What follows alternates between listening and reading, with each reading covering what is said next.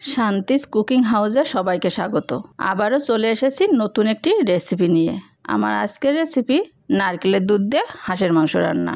বর্ষাকাল এবং শীতকালে হাঁসের মাংসটা খেতে বেশি ভালো লাগে। অনেক সময় হাঁসের মাংস থেকে বাজে একটা গন্ধ বের হয়, যার কারণে অনেকেই খেতে চায় না। আমি আজকে যে পদ্ধতিতে হাঁসের মাংসটা রান্না করব, সেই পদ্ধতিতে হাঁসের মাংসটা রান্না করলে মাংস থেকে বাজে গন্ধ বের হবে না, আর খেতেও হবে দারুণ স্বাদের। আমার এই রেসিপিটি যদি একটু ভালো লাগে তাহলে ভিডিওতে একটা লাইক করে দিবেন। আপনি যদি ইউটিউব থেকে দেখে থাকেন তাহলে আমার চ্যানেলটি সাবস্ক্রাইব করবেন, আর ফেসবুক পেজ থেকে দেখে থাকলে আমার পেজটি ফলো করবেন। এবং আপনারা কী ধরনের রেসিপি আমার চ্যানেল থেকে দেখতে চান তা কমেন্ট করে জানাবেন। আমি এখানে একটা হাঁসের মাংস নিয়েছি। হাঁসের মাংসটা প্রথমে আমি কেটে ধুয়ে ভালো করে পরিষ্কার করে নিয়েছি। সাথে নিয়েছি আমি 3টা আলু কেটে, এরকম বড় সাইজের করে আলু কেটে নিয়েছি। আমি এবার এগুলো সাইডে রেখে দিচ্ছি। আমি চুলায় একটা কড়াই বসিয়ে দিয়েছি। কড়াইতে আমি সরিষার তেল দিয়ে দিয়েছি। তেলটা গরম হয়ে গেছে। আমি ওর ভিতরে আলুগুলো দিয়ে ভেজে নেব। প্রথমে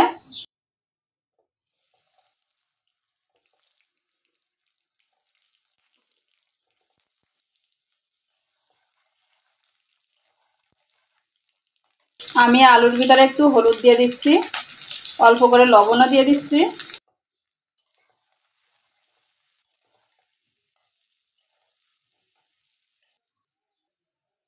আমি আলুগুলো এরকম লাল লাল করে ভেজে নিয়েছি, একটু উঠিয়ে নিচ্ছি। এবার সবগুলো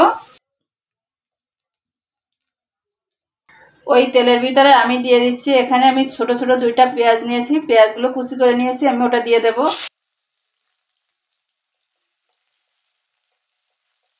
পেঁয়াজ আমি অল্প কিছুক্ষণ ভেজে নিয়েছি। আমি ওর ভিতরে দিয়ে দেব 1 চামচ পেঁয়াজ বাটা, 1 চামচ রসুন বাটা, দিয়ে দেবো উঁচু 1 চামচ আদা বাটা। আমি এখানে পেঁয়াজ রসুন কম ব্যবহার করব। আমি হাঁসের মাংস রান্নায় পেঁয়াজ রসুন একটু কম করে ব্যবহার করি। আপনারা হাঁসের মাংস একটু পেঁয়াজ রসুন কম দিয়ে রান্না করে একদিন খেয়ে দেখবেন। পেঁয়াজ রসুন আদা আমি বেশ কিছুটা ভেজে নিয়েছি।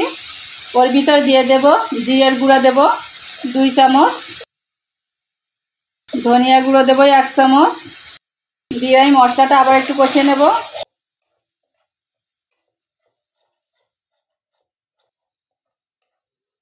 আমি জিরে পেঁয়াজ রসুন এগুলো কষানোর জন্য অল্প করে একটু জল দিয়ে দিচ্ছি।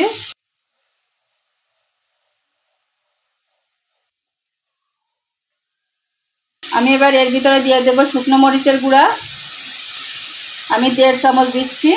আপনারা ঝালের পরিমাণ বুঝে আপনারা দেবেন। দিয়ে দিচ্ছি হলুদ, দেব লবণ, পরিমাণ মতো লবণ দিয়ে দিয়েছি।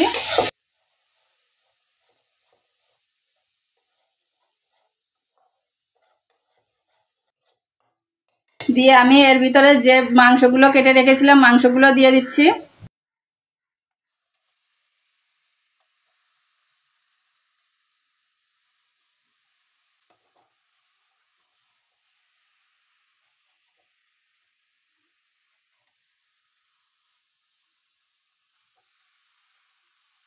আমি মশলার সাথে মাংসটা ভালো করে মিশিয়ে নিয়েছি। আমি কিন্তু আগে বেশি তেল দেইনি, আমি এখন একটু সরিষার তেল দিয়ে দিচ্ছি। আমি একটু তেল দিয়ে দিয়েছি। এবার আমি আবার একটু ভালো করে মিশিয়ে নেব।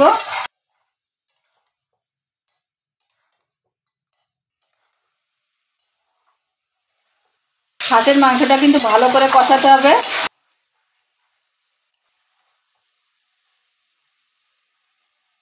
আমি মাংসটা কিন্তু ভালো করে কষিয়ে নিয়েছি। দেখুন, আপনারা তো দেখে বুঝতে পারছেন। এই পর্যায়ে দেখুন কড়াইতে লেগে লেগে এসেছে। এই সময় আমি দিয়ে দেবো যে ভাজা আলুগুলো করে রেখেছিলাম, সেই আলুগুলো দিয়ে দেবো। আমি সাথে কয়েকটা আস্ত গোটা রসুনও দিয়ে দিচ্ছি। আমি কিছু চুই ঝাল কেটে নিয়েছি, চুই ঝালগুলো এর ভিতরে দিয়ে দেব। দিয়ে আমি আবার একটু মিশিয়ে নেব।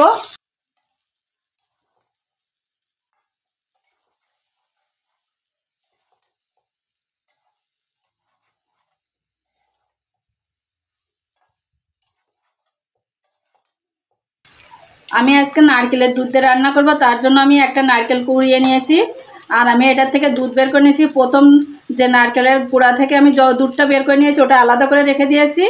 আর পরে যেটুকু জল দিয়ে আমি চটকে নিয়েছি ওটা আমি এই যে নিয়ে নিয়েছি। আমি এবার এটা মাংসের ভিতরে দিয়ে দেব।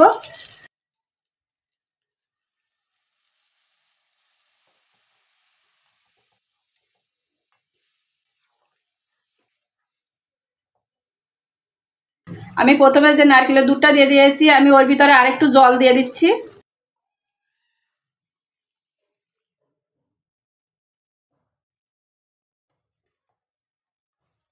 আমি এতটুকু পরিমাণ জল দিয়েছি কারণ মাংসটা সিদ্ধ হওয়ার জন্য একটু জল লাগবে। দিয়ে আমি ঢাকনা দিয়ে ঢেকে আমি বেশ কিছুক্ষণ রান্না করে নেব। আমি 15 মিনিটের মতন মাংসটা ঢাকনা দিয়ে ঢেকে রান্না করে নিয়েছি। আমি দেখছি মাংসটা সিদ্ধ হয়েছে কিনা। দেখুন মাংসটা কিন্তু বেশ সিদ্ধ হয়ে গেছে। আমার এখানে 15 মিনিট সময় লেগেছে মাংসটা সিদ্ধ হতে। আপনাদের যে মাংসটা রান্না করবেন তার পরিমাণের উপর নির্ভর করে আপনাদের সময় কম বেশি লাগতে পারে। মাংসটা যখন সিদ্ধ হয়ে গেছে তখন আমি দিয়ে দেবো আরেকটু নারকেলের দুধ। প্রথমে যে আমি নারকেলের দুধটা আলাদা করে রেখেছিলাম এই যে সেই দুধটা আমি এখন দিয়ে দেব।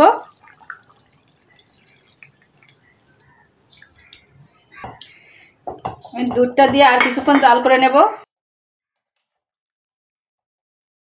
আমি নারকেলের দুধটা দিয়ে আর 3-4 মিনিট জাল করে নিয়েছি। আমি এবার মাংসটা কিন্তু ফোড়ন দিয়ে নেব। তার জন্য আমি একটি পাত্রে ঢেলে নিচ্ছি মাংসটা। কড়াই থেকে আমি মাংসটা অন্য একটি পাত্রে ঢেলে নিয়েছি। আর কড়াইতে দিয়ে দিয়েছি অল্প পরিমাণ সরিষার তেল।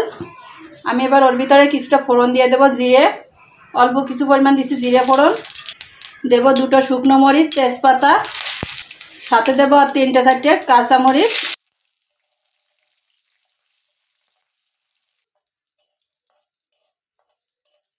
আমি ফোড়নের ভিতরে মাংসটা ঢেলে দেব।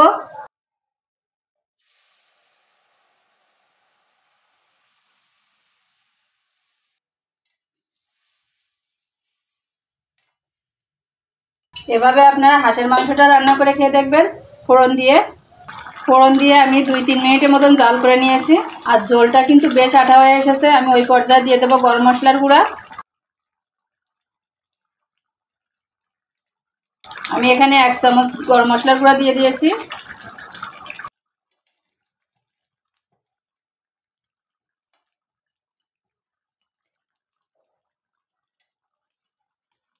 গরম মশলার গুঁড়াটা দিয়ে বেশিক্ষণ আমি জাল করব না। আমি এরকম ঝোল রেখেছি, বেশি ঝোল রাখিনি। এটা কিন্তু আরেকটু পরে টেনে যাবে। আরেকটু এরকম কষা কষা রেখেছি। আপনারা যেমন ঝোল রাখতে চান তেমন রাখবেন। আমি এবার চুলা বন্ধ করে দিচ্ছি। আমার মাংস রান্না হয়ে গেছে। আমি মাংসটা পরিবেশন করে নিয়েছি। আর আপনারা দেখে হয়তো বুঝতে পারছেন মাংসটা কতটা মজার হয়েছে। আপনারা এভাবে একবার হলেও রান্না করে খেয়ে দেখবেন। আর ভালো লাগলে আমার চ্যানেলটি সাবস্ক্রাইব করবেন, লাইক, কমেন্ট, শেয়ার, ফলো করে আমাদের পাশে থাকবেন। আজকের মতন ভিডিওটা এখানেই শেষ করছি। দেখা হচ্ছে পরবর্তী ভিডিওতে নতুন কোনো রেসিপি নিয়ে। ততক্ষণ পর্যন্ত আপনারা সকলে ভালো থাকুন, সুস্থ থাকুন আর আমার চ্যানেলের সাথে থাকুন। সবাইকে ধন্যবাদ।